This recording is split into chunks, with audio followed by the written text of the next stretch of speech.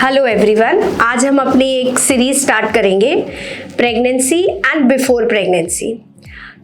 आजकल बहुत लोग हैं, मैम बच्चा नहीं हो रहा है, बच्चा कब प्लान करना चाहिए, हमें कब जांच करवानी चाहिए, हमें डॉक्टर से कब मिलना चाहिए, कौन सी जांच होनी चाहिए, कब होनी चाहिए, किसकी होनी चाहिए, इससे रिलेटेड बहुत सारी क्वेरीज रहती है।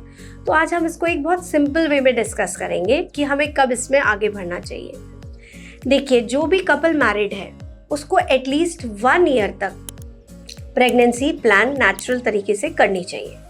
कि आप खुद प्लान कर रहे हैं, उसके लिए आप थोड़ा सा प्री कंसेप्शुअल काउंसलिंग ले सकते हैं कि आपको कब प्लान करना चाहिए और कब आपको साथ रहना चाहिए।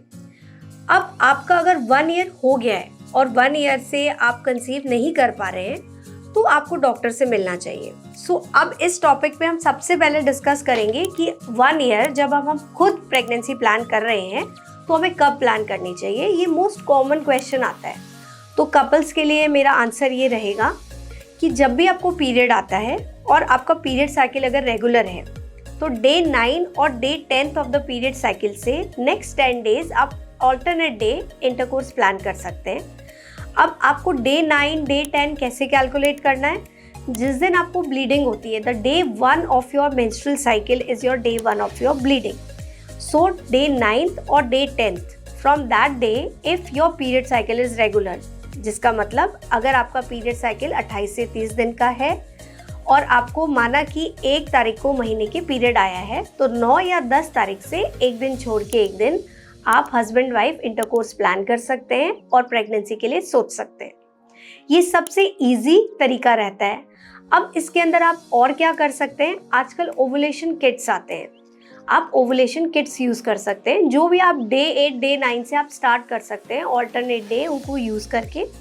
और उसके अंदर जब भी आपको 2 लकीरें दिखती है उसका ये बिल्कुल मतलब नहीं है कि प्रेगनेंसी है। वो ये इंडिकेट करते हैं कि नेक्स्ट 4 to 5 डेज आपके लिए हेल्दी डेज हैं जहां आप ओवुलेट कर सकते हैं और अगर आप प्रॉपरली इंटरकोर्स प्लान करते हैं तो आप कंसीव कर सकते हैं। 1 year of your married life और whenever you are planning for the baby, suppose आपकी शादी को 2 साल हुआ है और अब आपको लगता है कि हमें बेबी प्लान करना है तो आप 1 साल तक इस तरीके से बेबी प्लान कर सकते हैं।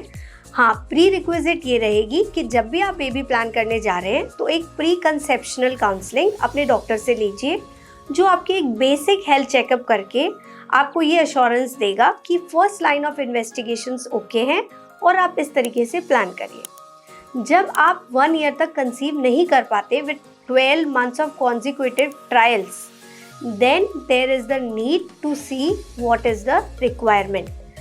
अब बात करते हैं हम उन कपल की जो 1 साल प्लान करके या 6-8 महीने प्लान करके डॉक्टर के पास आते हैं और बोलते हैं कि नहीं मैम अभी हम कंसीव नहीं कर पाए। तो अब आगे क्या करना है? ये टाइम होता है कि आप डॉक्टर से मिलेंगे। अब हम बात करेंगे कि इन्वेस्टिगेशंस।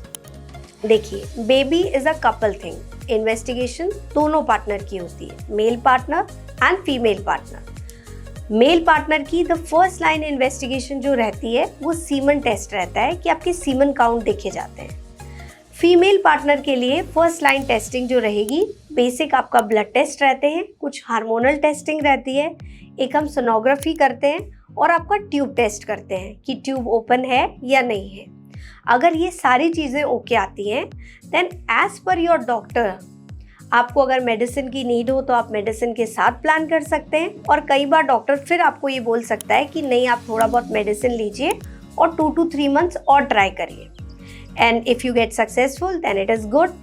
अब अगर आप नहीं सक्सेसफुल होते हैं तो आपको एक्शन लेना है, आप डॉक्टर से मिलेंगे, देन डॉक्टर आपकी रिपोर्ट्स के अकॉर्डिंग, नीड के अकॉर्डिंग आपको मेडिसिन प्रिस्क्राइब करेंगे और फिर आप अपना ट्रीटमेंट करवा सकते हैं।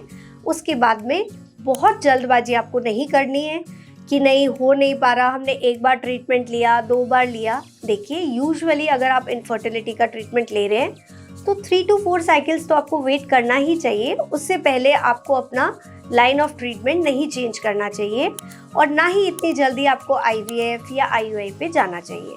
थोड़ा वेट करिए, उसके बाद में ही आप नेक्स्ट स्टेप लीजिए। इनफर्टिलिटी रिलेटेड अगर आपको कोई परामर्श लेना है तो आप हमसे संपर्क कर सकते हैं। मैं doctor Nidhi, Ashoka hospital, Pawanpuri main road, Bikaner पे अवेलेबल हूँ। Thank you.